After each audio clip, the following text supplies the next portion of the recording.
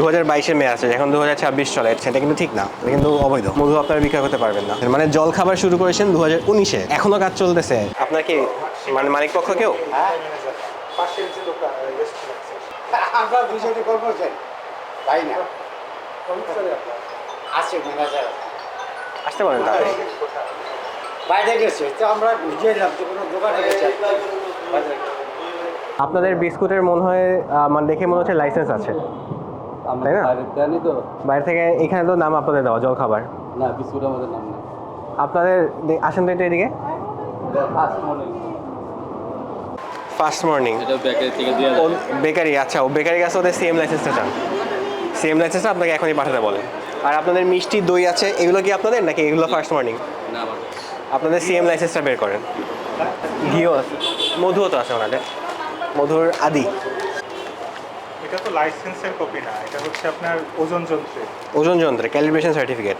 আপনারা যে প্রোডাক্ট এতগুলো পণ্য আপনারা হচ্ছে বাজারজাত করছেন, আপনাদের মিষ্টি আছে, ঘি আছে, বিস্কুট আছে, মানলাম বিস্কুট আপনাদের না, আপনাদের দই আছে, এগুলোর লাইসেন্সের কপিটা একটু বের করে দেখাতে হবে। সে মে রিনিউ কেন করেন না? 2022-এ মে আছে, এখন 2026 চলে, 4 বছর পার হয়ে গিয়েছে না? আপনাদের দইয়ের লাইসেন্সটা দেখলাম, আপনাদের দইয়ের লাইসেন্স আছে, কিন্তু এটা মেয়াদ হচ্ছে 2022-এই শেষ হয়ে গিয়েছে।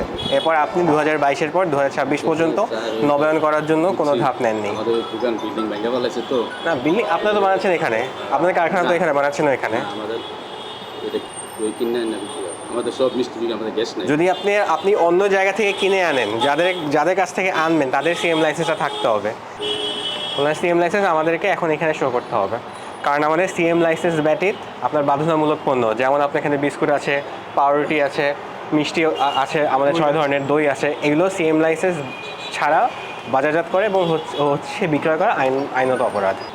না, এই যে আপনারা সিএম লাইসেন্স ব্যতীত হচ্ছে মধু আপনারা সেল করছেন, এটা কিন্তু ঠিক না, এটা কিন্তু অবৈধ। মধু আপনারা বিক্রয় করতে পারবেন না। ওনারা যে বিএসটিআই যে লোগোটা এখানে ব্যবহার করছে, এটা ঠিক না, এটা কি আইনের বিরুদ্ধে না?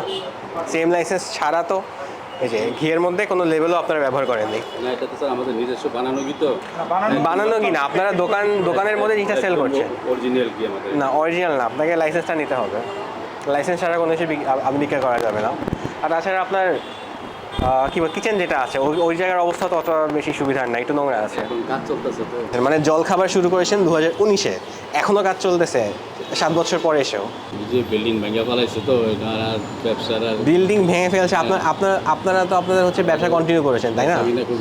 2019 থেকে 22-এ যখন লাইসেন্স নিয়েছিলেন, তখন তো আপনাকে কোনো না কোনো নির্দেশনা দেওয়া হয়েছিল যে ব্যবসাটা কীভাবে পরিচালনা করবেন। আমরা বিএসটিআই কর্তৃক আপনার প্রতিষ্ঠান পরিদর্শনে যেটা দেখলাম যে সিএম লাইসেন্স গ্রহণ ব্যতীত আমাদের বিএসটিআই যে বাধ্যতামূলক পণ্য, এর মধ্যে আছে মিষ্টি, তারপর বিস্কিট, তারপর হচ্ছে আপনার আরও অন্যান্য যে পণ্যগুলো, এগুলো আপনি লাইসেন্স গ্রহণ ব্যতীত এখন বাজারজাত করছেন এবং উৎপাদন করছেন। এই আমাদের প্রসিকিউটিং অফিসারের অভিযোগ মোতাবেক Bangladesh standard and testing institution আইন 2018-30 ধারায় আমরা আপনাকে 10,000 টাকা অর্থদণ্ডে দণ্ডিত করছি, অনাদায়ে 7 দিনের কারাদণ্ড। আপনি দ্রুত অর্থটি পরিশোধ করুন এবং আপনার লাইসেন্স গ্রহণের বাকি প্রক্রিয়া আগামী 7 দিনের মধ্যে সম্পন্ন করবেন।